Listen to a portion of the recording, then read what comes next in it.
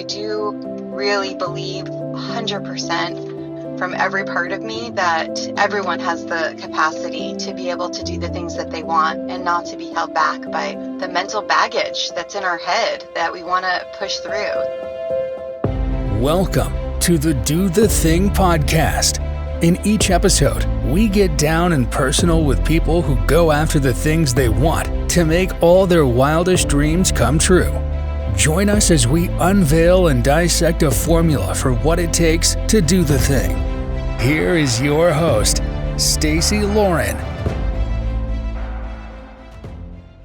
So, hey everyone, I have Adam Weber here today, and I am super excited because he is the one that created the app that I'm using right now for this podcast. And it's been an amazing opportunity for me to be able to talk to him directly and kind of get thoughts on the podcast and get to see what his higher level visions are for CallCast in general. And I thought it'd be great to bring him on and share his wisdom with you guys. And I haven't really had a chance yet to even talk to him about how this all started other than the current situation that I'm using it for. So I'm really excited to dive in and get to know him better. Hey, Adam. Hi, Stacy. Thank you so much for having me on. And I just wanted to say, you know that saying in life, gives you what you need when you need it, as long as you're paying attention. Those little nudges. Just so you know, I've been telling myself I need to record another podcast. But sometimes it's like the gym where if you haven't been for a while or you haven't been doing the thing for a while, it gets harder and harder to start again. So the nudge that you gave me by saying, hey, will you hop on and record a podcast with me on my show, is getting me to do the thing again, which I so desperately wanted to do, but it's difficult. So thank you for giving me the nudge and the opportunity to join you. Yeah, isn't that funny? It's like you're the one that's been helping me, and now I'm helping you. That's the best ways of life when, it's symbiotic. Exactly. Well, cool. I'm so excited to have you on here. You are just a plethora of wisdom and motivation and inspiration, and I've been really grateful for you. We've only known each other, maybe 3 weeks, but in those 3 weeks, I really feel like I've gotten to know you, and it's been exciting to just have this opportunity to use something that you've created and also given me a way to do something that I've really wanted to do. I appreciate that so much. And just so you know, one of my favorite things, and I think it's a really interesting note or something to take note of, there's certain people who reach out to me over the CallCast contact form, and they say, hey, I want to start a podcast, or I've been thinking about starting a podcast. Can I have a meeting with you? And you were one of those people.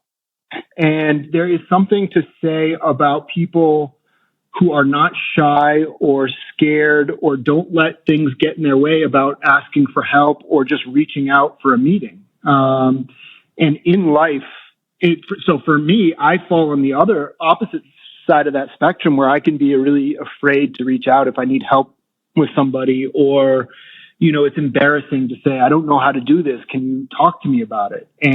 But yet through working on this side of CallCast, where I could be the one helping people, the people who do reach out to me, and then they just jump in with both feet and saying, okay, what can I learn? What can you teach me? How does this work? To watch those people get the tools quicker and the knowledge upload quicker to learn how to do the thing that they've been wanting to do. It's a really rewarding and amazing experience to be on this side of the equation and be that person. So you are one of those people who is willing to reach out and say, hey, what can I learn? What can you teach me? I want to learn about this. I love those people that are curious and willing to put themselves out there. So I wanted to give you that. Yeah. So I love that. Yeah, I love that so much, Adam, because I actually haven't had this specific part of the formula down yet, quite succinctly as you just put it. I've been having like education and learning as one of the formula pieces for doing the thing, but asking for help, I think that is a huge piece of being able to do the thing, you know, and not being too ego driven, you know, to realize that, you know, sometimes you do need help, and being able to reach out and trying to get it. I think that's really good point for sure. Yeah. I like that you bring up the ego, because the ego can be there to protect us, right? And make sure that we don't get hurt.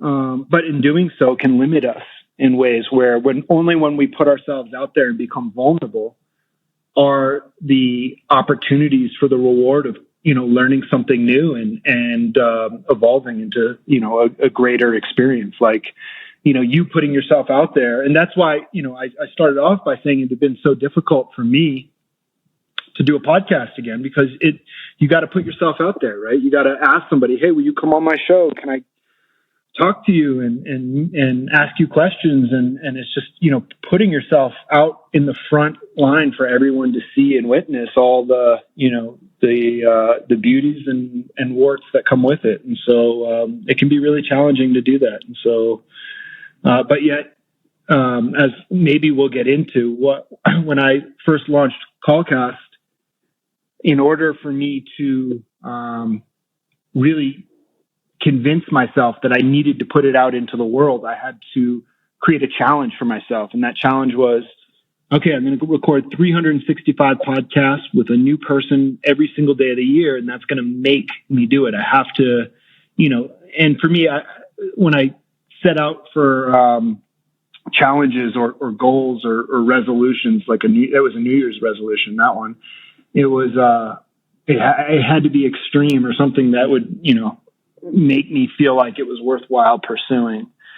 When you do put yourself out, the ability to talk to a new person each day and learn about their life and ask them, you know, my subject matter was on fear, because I felt that was what was holding me back. And when I got to explore that with a new person each day of the year, it was the most rewarding experience I could possibly have had, you know, getting to listen to other people's journeys and stories and what was holding them back from living the life they wanted and what they were doing in order to overcome that fear. Yeah, so that's incredible. So you had fear, and then you're like, well, let me do a podcast about fear, which by then interviewing the people and being able to hear their stories, that helped you overcome the fear you were having? Yeah, so my fear is, and I think, you know, it was about being judged. It was about something not working and failing. So releasing CallCast into the world, here I am, you know, working on this technology and getting caught in that mindset of, oh, it needs one more feature, or I need to do one more thing to perfect it before I can release this technology out into the world. But by saying, you know what, I'm going to do two things at once. I'm going to challenge myself to use the software, to use the product itself, and I'm going to use it every single day, and I'm going to talk to a new person every single day. I was forcing myself to put that product out into the world every single day and use it, and it did two things. It made me learn about the technology that I was creating better than I ever could, because I'm now a user of the experience. So what's working? What's not working? What can I improve on? What can I fix? And it was also making me say, you know, I had to draw a line in the sand and say, I'm officially going to launch this thing, and I'm going to use it every day so I can understand the ins and the outs. Yeah, that's phenomenal. I mean, there's no better way to learn what needs to be worked on by actually doing something every single day. I'd love to hear more about the CallCast story. I'm sure the listeners would love to hear where the idea even came from, and, you know, how you decided to get going on it. Yeah, so it's a kind of a multi-layered story where the genesis of my story is I grew up extremely dyslexic. So reading and writing and anything to do with the traditional classroom was so difficult and just so painful for me to go through. I just, you know, could not bear sitting in a class all day and having, you know, being lectured to. It was just really challenging. And I felt so different from all the other kids who seemed to just be able to learn and pick things up so easily from textbooks. However, I found that I learned best, and I was always fascinated to hear other people's stories, like what made them tick, what made them, what were they interested in the world. And that's where I felt most engaged and most alive. So that was one piece of the ingredient of knowing that I learned best from talking to people and meeting people and hearing their stories. Going to school each day, my mom would drive me, and anytime my mom was in the car driving, I'd be listening to NPR because that's what she wanted to listen to. And I just loved the programming on NPR where they would be talking, and you hear these amazing stories of people all over the world and what they're going through and the challenges they're having and what new ideas that they were exploring. And so just kind of this world of storytelling was magical to me. And so that was another piece of the ingredient. And then I did end up really loving technology because, I was always so embarrassed by my writing with a pen and paper because I would spell everything wrong. But then when the computer came along and you could start typing things in and it would fix your spelling for you, it was amazing. And then I saw the power of when the iPhone first came out, all the features inside of an iPhone were absolutely incredible with the camera and the GPS and the motion tracking and just all these different sensory input things that you could utilize. I love taking advantage of those things and seeing how could I merge technology and the real world together to create experiences. And so I ended up moving to the West Coast and working and starting a app development company where I would work with other people to help other founders build their ideas. And so I just loved working with people, that early stage of getting an idea and testing it in the world and, finding customers and working with those people to help, see if your solution, helps them out. So I would work with what's called the lean startup methodology, where you get ideas and you rapidly build it and test it. And it's just a great framework to work with people on building entrepreneurial ideas and companies through technology. So I did that for a while, but every year I would also always make sure that I had a personal project that I could work on as kind of R&D or just kind of work on my own creative ideas. And when COVID hit, it was that opportunity to kind of work through CallCast. And I know my dad was wanting to create a podcast at one point in time.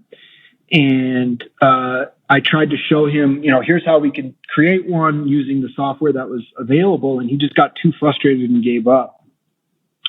And so, and this is, since then, there's been a lot of stuff come to market that makes podcasting easier and easier. But at that point in time, there was not a really, one-stop shop that would help you do everything from recording to publishing, and all the other steps in between. So I wanted to quickly set out, if I could, reduce this to the simplest form, which would be a phone call, could I make a podcast out of a phone call? And so that's where the idea, the genesis of that idea kind of emerged out of. So it was a combination of, and it was also a space that I absolutely loved, of, the conversation, the meeting people.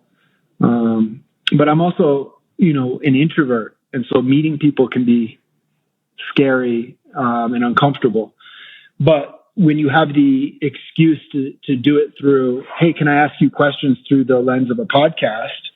That became a great opportunity to build out a podcasting platform.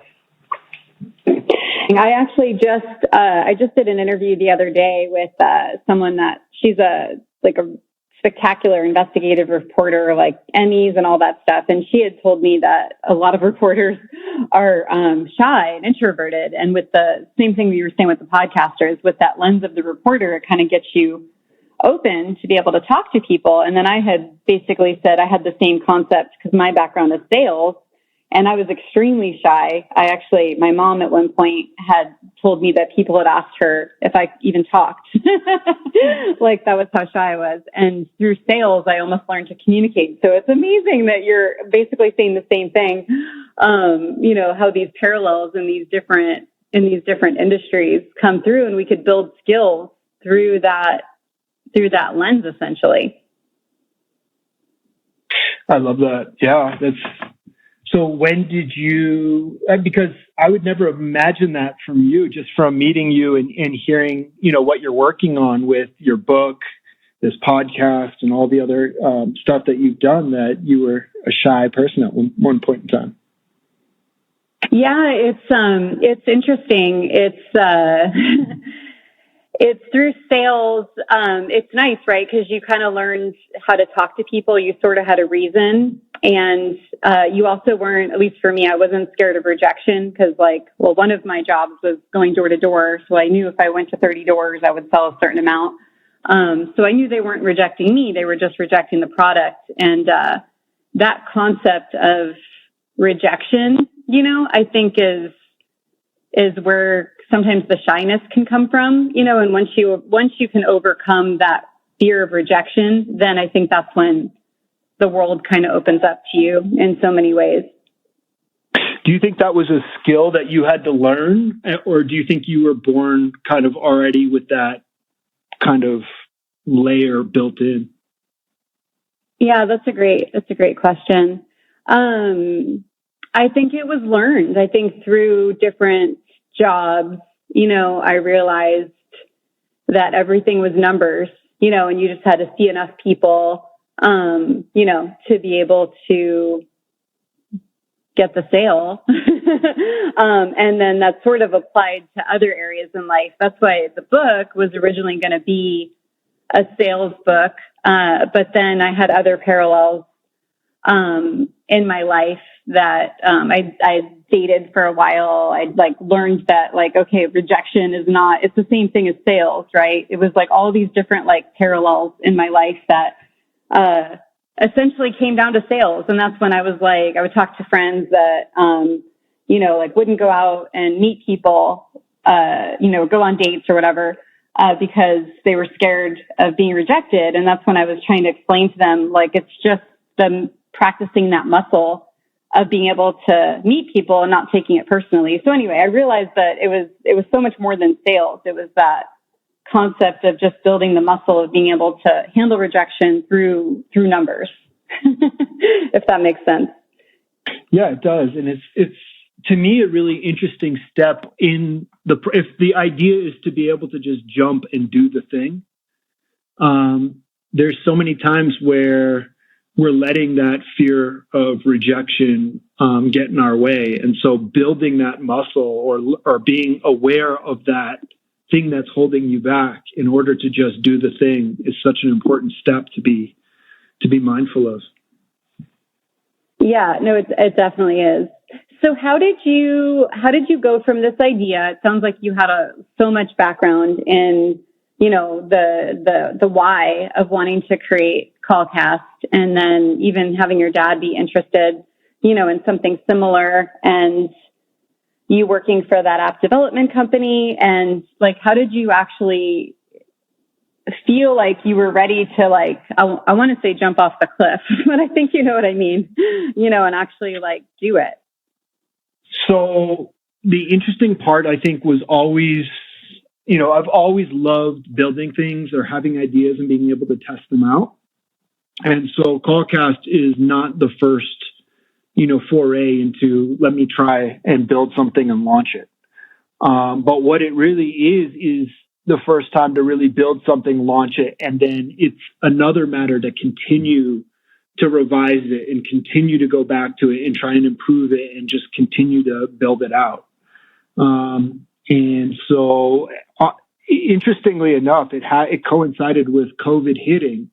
And so it really was an opportunity and time to just be like, you know what? There is a reason where right now, I feel like more than ever, it is so important for people to be able to connect and have conversations and be able to learn from each other and hear each other's voices in this kind of longer form opportunity that podcast lends itself to. And so just kind of that belief that I really am passionate. It's probably the first project that I've built and released and worked on that really spoke to having purpose and this vision and purpose of the importance of what it is that we're trying to do, accomplish, and the people that we can work with along the way and just get to know along the way. It just felt very meaningful.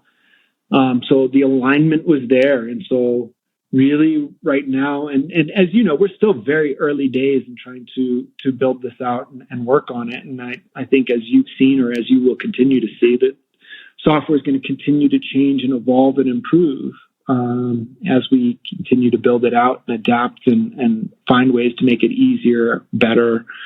But hopefully I'd love to really, build it around communal aspects and make it where it's not just you recording a podcast, but there is a community element to what we're going to build out.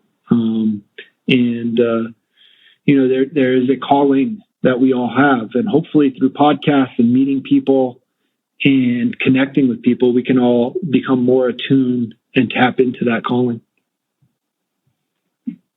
Yeah, and it's the amazing part for me has been just the ease of use, and whether I'm in my car or I'm sitting at my computer, I can get it going, and that's what I really like about it. Is it literally is like letting me do the thing, and that's where you've been so great, because I even got a different microphone in the beginning, and it was like more money, and you're like, just start just start where you can, don't go crazy, in the beginning, and get it going. And I love that concept just because it's so easy to get caught up in all those details, and then you're almost paralyzed by it. Yeah, I agree with that wholeheartedly. I think our first challenge in doing the thing is giving ourselves permission to just start something. So much of the time that we always worry, like everything needs to be perfect before I start, or from episode 1, or whatever it might be that I'm about to start. And whatever it is, a month from now, if you just start it a month from now, 2 months from now, 3 months from now, whatever it is you're doing is going to be so different from day one. The most important thing is the sooner you start, the sooner you get to a place where you can learn the lessons you need to learn in order to improve upon what you're doing.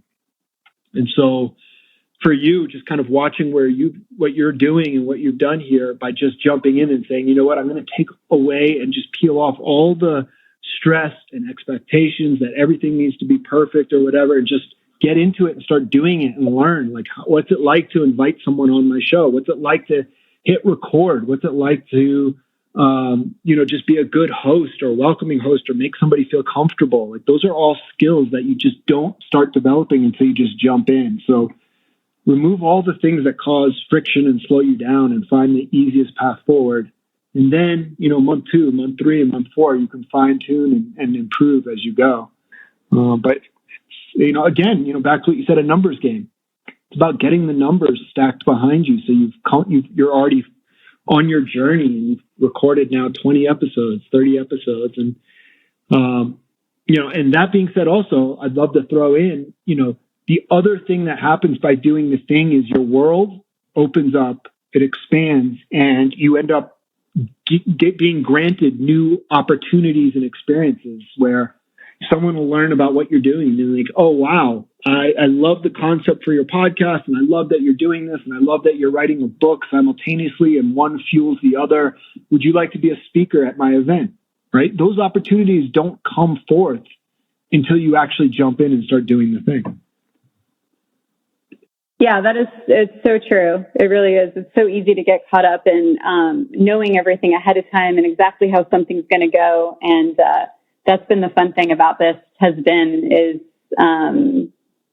even my understanding of what this podcast was about evolved, because originally it was really just about me getting to be able to write this book and finish it. And it's just evolved so much into truly being able to share these stories of just amazing people that are just doing the thing in so many different ways. And then maybe one of the secrets to their ability to do the thing will then resonate with somebody, and it's going to get them to do something that they never dreamed of. I love that. That's what it's all about. Yep. So good. Well, tell me, what has been the hardest thing for you during this process? Let's see. The hardest thing. There's a few points along the way that are the hardest thing. One was just launching it, right? Like, it's not hard to build technology in this day and age. There's so many tools out there. And it's wild, just where we are in terms of there's so much available to us that, 20 years ago, you'd have to be a giant company in order to be able to leverage and grow and scale at, what we're able to do now. Like where we are now, because, these companies have come along that have created frameworks and, databases and servers and stuff that we can now very easily build stuff and for not much money and be able to just test things out and launch things into the world. So it's really cool to be able to live in a time where we are able to, prototype and build something and launch it. But for me, the hardest points have come where it's scary to launch something into the world, whether it's a book or a podcast or name it. You name it. Anytime, you have some kind of creative thing that you want to put forth that represents you, it feels scary. It feels scary to be judged or critiqued, or what if it doesn't work, or what happens if people are relying on me and I let them down. There's all those kind of elements that can stack up and get in your way. But once you start doing it, you remove that hurdle and it gets easier. So the first one was just launching it as opposed to always perfecting it. That's my first hardest hurdle that I had. For a lot of us, it can be the inner critic that is the perfectionist, and removing that element, I would say, is number one.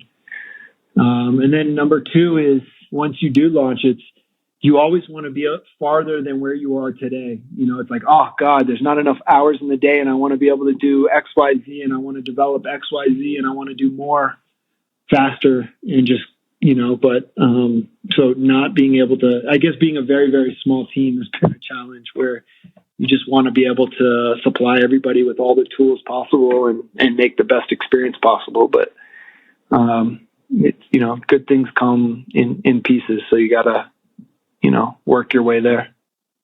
So as you're talking, I am sort of noting down what I'm thinking is your formula. Do you mind if I share it with you? So I've got your big why. So in terms of doing the thing, so big formula your formula for doing the thing is having a big why. I'm kind of reversing what you said about the inner critic perfectionism to keeping it simple. And then I'm feeling like the challenge you did, the 365-day challenge, it was either accountability or community. So I'm thinking those could be merged together.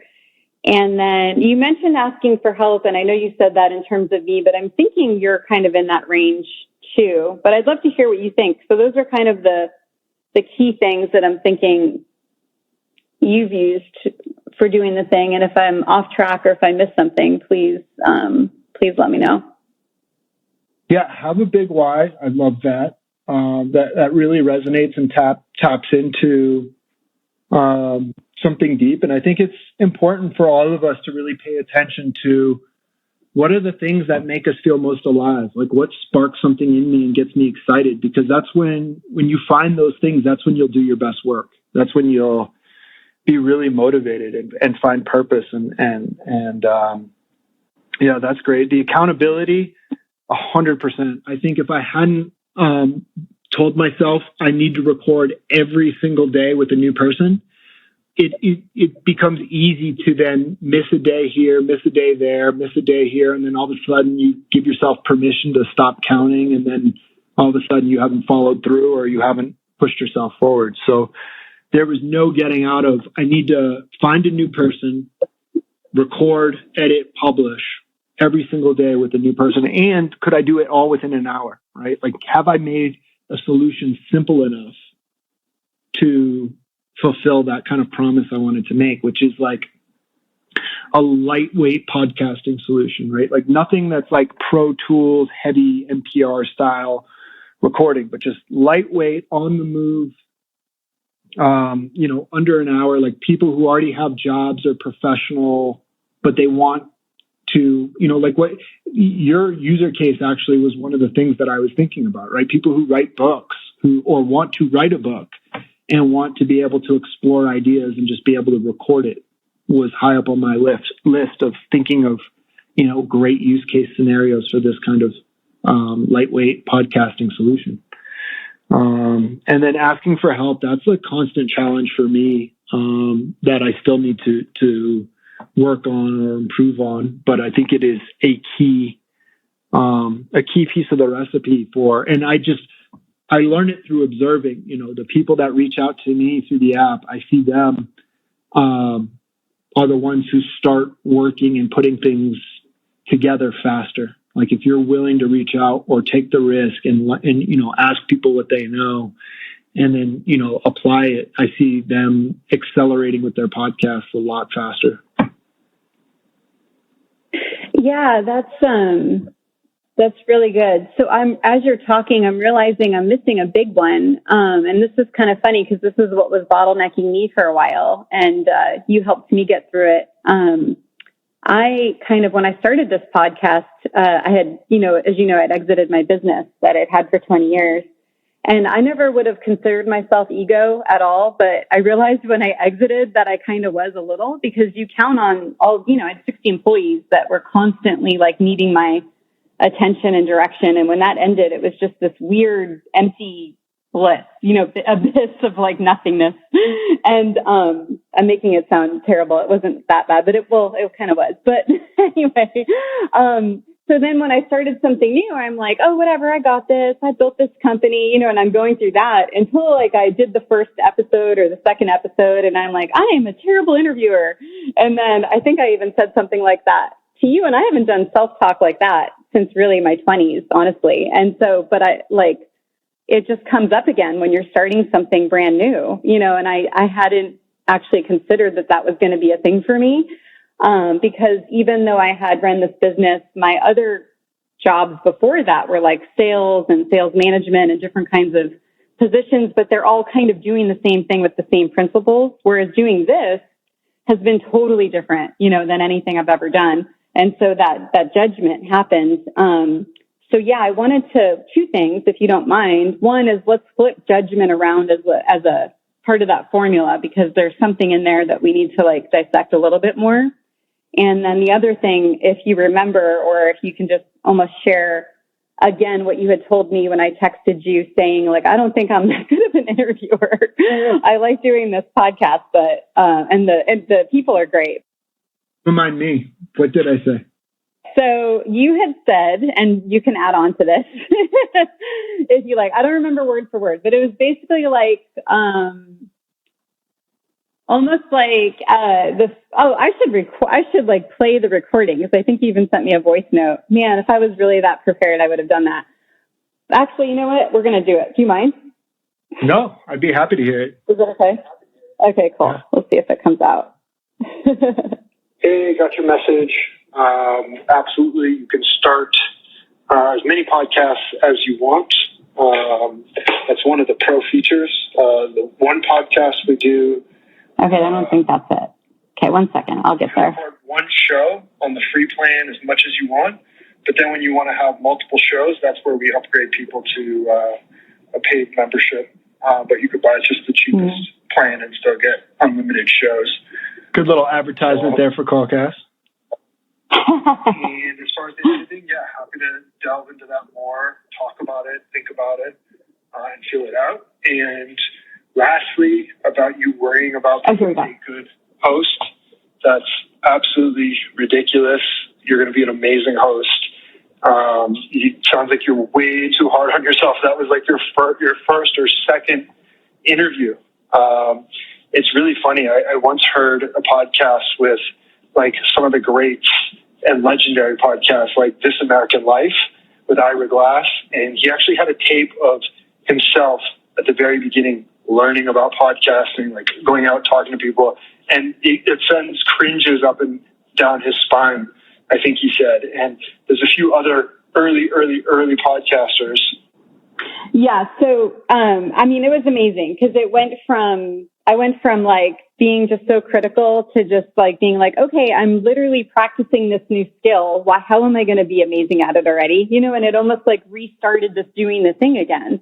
And that's the biggest thing that I realized was I've done the thing, but a lot of times it's kind of the same thing. So it seemed like I kept doing a new thing, you know, but it was still those same principles since it was like still sales and business related. Whereas podcasts, like you're putting yourself out there, you're interviewing and things like that. So I've been able to like almost like see how to do a new thing just through even this process. And then the way you worded that, I thought was really, really good. And it could be applied to so many other things. That's why I'm sharing it, not just doing a podcast, because not everyone wants to do one. This isn't selling doing a podcast, although you should. But it's that concept of just not being critical of yourself. So what is that? Because you mentioned that a few times too. We should flip that into the opposite of being judged. Yeah, you know what? So in surfing, when you're a beginner at something, a beginner at surfing, they call you a kook. I see your profile picture here. You have you're paddleboarding there, right?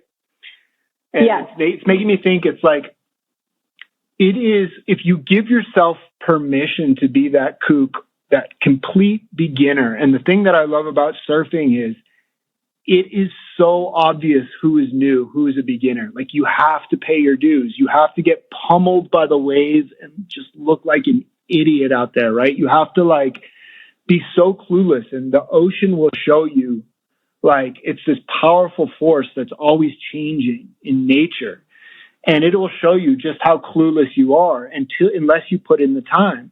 But there's only one way to get good at it, right? You have to go through the punishment. You have to look like a complete idiot and beginner, and it's obvious to everyone. The people on shore who are sitting there watching you as they're enjoying the sun on the beach, and all the other surfers in the lineup, and it can be very embarrassing, but the reward is so enriching. And if you can just get to a place where you're just observing yourself and just saying, you know what, I'm okay looking like an idiot.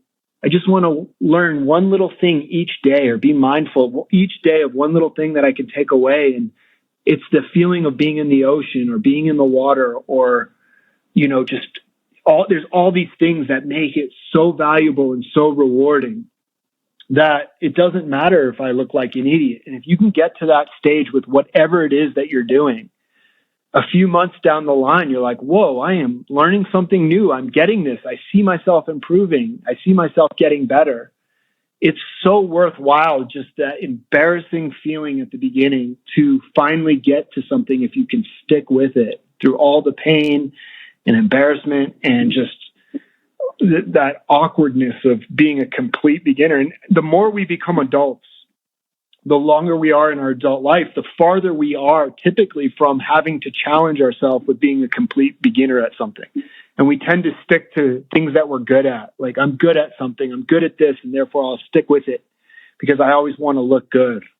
But when you go off into life and challenge yourself and say, I'm going to pick up a new hobby or a new this or a new that, and you just go off and do it, and then you stick with it and watch yourself day by day improve, it is the most rewarding experience. Because I feel like the older we get, we forget what it's like to learn a new skill, a new craft, a new something that has like it looking through the lens of a beginner eyes. It has like all the magic in the world, that when you become good at something later in life, you forget what it was like to have to go through and learn something from the beginning points. Yeah, there's so much in what you just said. I just got a few different epiphanies as you were talking. But the biggest thing that stands out from what you said is just giving yourself permission to be a beginner.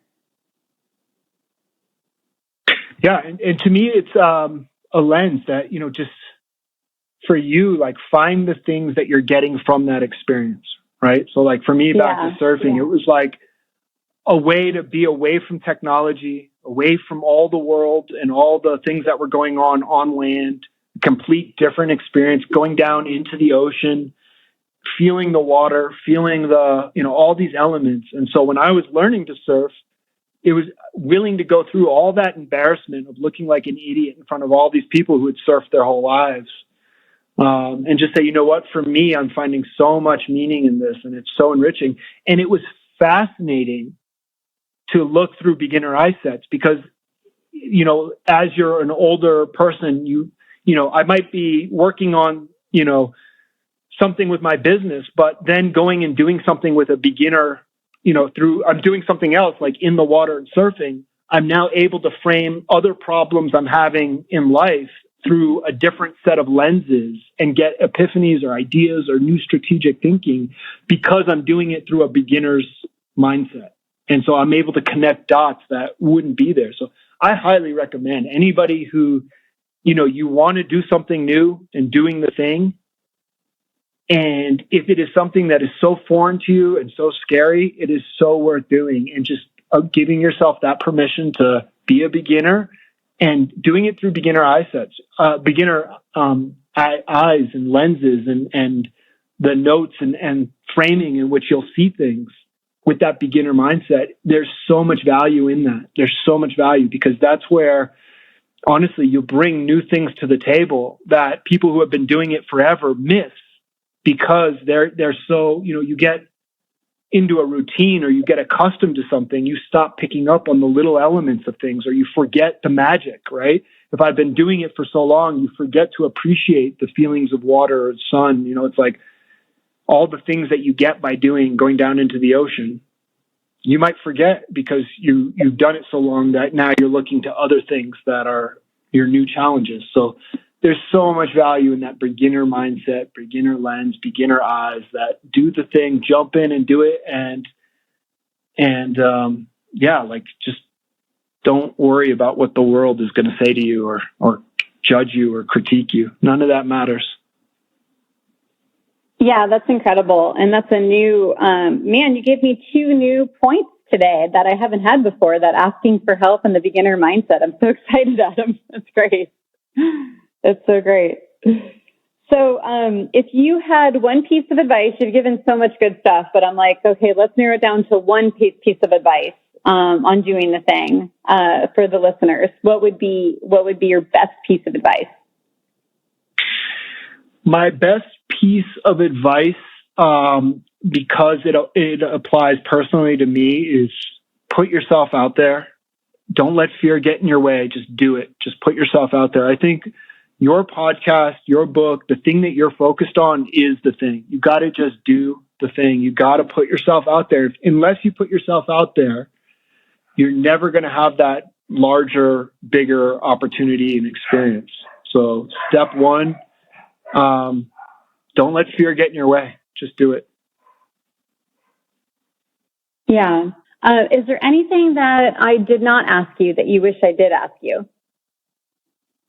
No, I appreciate you bringing me on to record. I think you are the very first person to use CallCast to bring me on to record on this platform. So I treasure that. Oh, cool. So much for having me do this exercise with you. It's so important to, get out of my own way and not be on this platform recording and learning about what can I, so I approach it with judgmental eyes, like, oh God, what do I need to make better here? What's working, what's not working, and all these things. And so it's so valuable for me to just, be involved and be having these touch points and this ability to podcast with you and get to have this experience. It's I'm very, very, very appreciative that you make me do it. It's like I said at the beginning to open us up, it's, the world will give you what you need when you need it if you're open to it. And so that's what you've done today. Well, you've helped me immensely, and I really appreciate you. And just knowing you the last month, it's been great. I would love to have you share where people could find out about you. Wonderful. Sorry, you're probably going to hear some dogs barking in the background here. They're getting very excited. It's time for their walk. That's awesome. CallCast.co, CallCast.co. I pop up in a little chat bubble if you go to the website, or Adam@CallCast.co. And I really invite, as we've spoken about today here, if you find you're one of those people that are, sometimes it's difficult for you to reach out and ask for help, or just ask, hey, what's this all about? I'm curious. I invite you to take that leap, that first step, and just kind of branch out and extend yourself, because there are people like me, and I'm sure like you in this world, that are willing to, hey, I'm willing to share whatever I know with anybody. And if I can be of help, I'm there. That's awesome. And that's been the thing that's really been helping me, is having you, to be able to, I don't know, you've been really inspiring. So I appreciate it a lot. Stacy, thank you so much. I really appreciate it as well. All right. Well, have a good day. Thanks for coming on. All right. I'll talk to you later. Thanks for listening to the Do the Thing podcast. We hope you enjoyed the show, but even more, we hope you'll be inspired to do the thing. Do you have a burning question on doing the thing that you'd like answered? How about an inspiring do the thing story of your own that you'd like to share? We'd love to hear all about it. Just leave us a voice message at dothething.callcast.co or email us at hello@dothethingpodcast.com.